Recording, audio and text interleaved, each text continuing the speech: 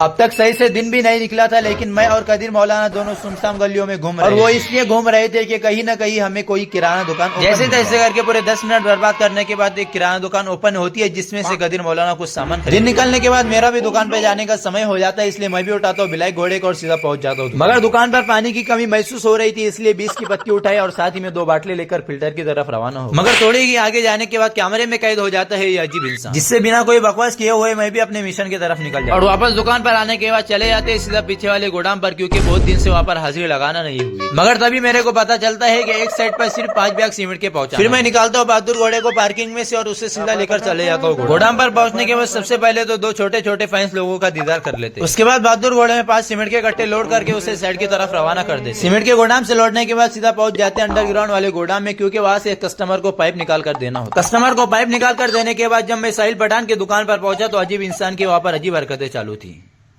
और जब मैंने साहिल खान की दुकान में जाकर देखा तो वहाँ पर कई पटेल आराम कर रहे थे, और आराम भी इस तरह कर रहे थे कि मानो कोई बड़ी होटल में सोए हो। और आज के लिए इतनी बकवास काफी है, मिलते हैं अगले ब्लॉग में, तब तक के लिए फॉलो कर लेना।